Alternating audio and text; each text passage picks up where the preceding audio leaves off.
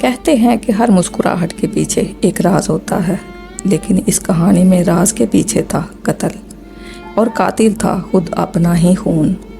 ایک جذباتی اور حیران کن قتل کی سچی کہانی۔ السلام علیکم، میں ہوں عائشہ رفیق اور آپ دیکھ رہے ہیں ہمارا یوٹیوب چینل قصہ جرم۔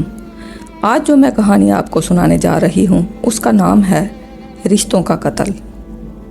لاہور کے ایک پرسکون علاقے میں ایک 18 سالہ لڑکی مہک اپنی خالہ شگفتہ بانو کے گھر کچھ عرصے سے رہ رہی تھی۔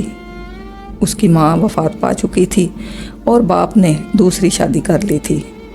تعلیم اور سکون کی غرض سے مہک نے اپنی ماں کی بہن یعنی کہ خالہ کے ساتھ رہنا شروع کر دیا تھا۔ مہک چونکہ کالج جاتی تھی، اس دن بھی وہ کالج گئی، لیکن اس دن وہ واپس گھر نہیں آئی۔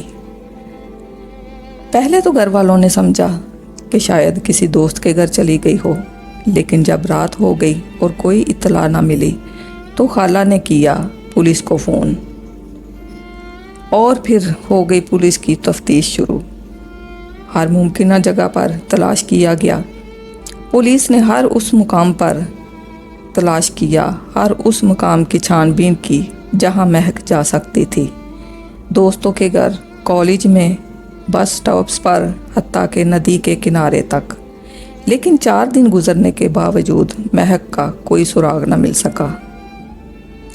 اور پھر 5ویں دن صبح ایک میونسپل ورکر نے نالے کی صفائی کے دوران ایک لاش دیکھی جو پلاسٹک شیٹ میں لپٹی ہوئی تھی۔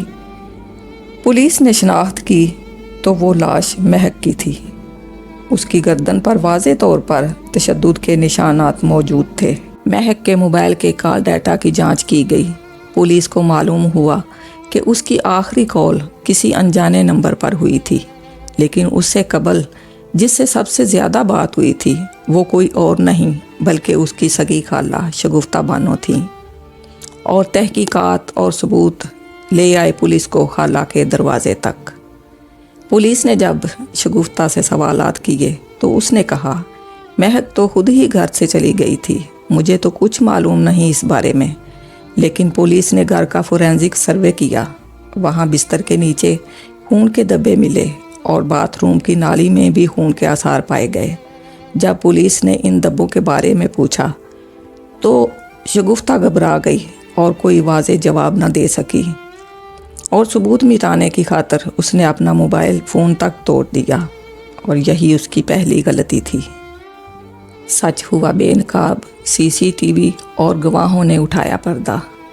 پولیس نے محلے کے CCTV کیمرے چیک کیے۔ ایک فوٹیج میں مہک کو گھر کے اندر داخل ہوتے دیکھا گیا، مگر اس کے بعد وہ کبھی باہر نکلتی نظر نہیں آئی۔ ایک پڑوسی نے پولیس کو بتایا کہ اس نے رات کو خالہ کو ایک بڑی سی بوری لے جاتے دیکھا تھا، جو کہ اس نے ایک رکشے میں رکھ دی تھی۔ ثبوت اتنے مضبوط تھے کہ شگفتہ بانو نے آخرکار اعتراف کر لیا کہ اس نے ہی مہک کا قتل کیا ہے۔ اقبال جرم ہوا اور خالہ نے سب کچھ قبول کر لیا۔ جب پولیس نے پوچھا کہ آپ نے تو ماں بن کر ایک بچی کو اپنایا تھا اور ماں کے روپ میں ہی اس کا خون کر دیا، آخر آپ نے ایسا کیوں کیا؟ اس نے کہا، مجھے ڈر تھا کہ مہک بڑی ہو کر اپنی ماں کی چھوڑی ہوئی جائیداد کا حق مانگے گی اور پھر میرے ہاتھ کچھ نہیں آئے گا۔ اس رات اس نے مجھ سے جائیداد کا ذکر کیا اور کہا کہ وہ کاغذات دیکھنا چاہتی ہے۔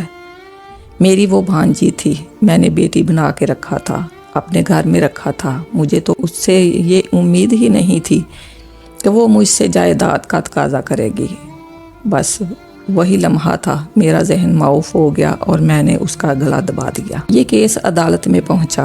خالہ کے DNA اور فورینزک رپورٹ سے سب کچھ ثابت ہو گیا اور پھر نتیجہ نکلا سزائے موت کی صورت میں۔ عدالت نے شگفتہ بانو کو سزائے موت سنا دی۔ کیا کوئی وراثت انسانی زندگی سے زیادہ قیمتی ہو سکتی ہے؟ جب رشتے پیسے کے نیچے دب جائیں تو قتل کا راستہ آسان لگنے لگتا ہے۔ مہک تو چلے گئی، لیکن اس کا درد ہر اس لڑکی کا درد بن گیا جو اپنوں پر بھروسہ کرتی ہے۔ اور اب آخری جملہ، قتل صرف خون سے نہیں ہوتا، جب اپنا ہی رشتہ آپ کا بھروسہ توڑ دے تو اس سے بڑا قتل کوئی نہیں ہوتا۔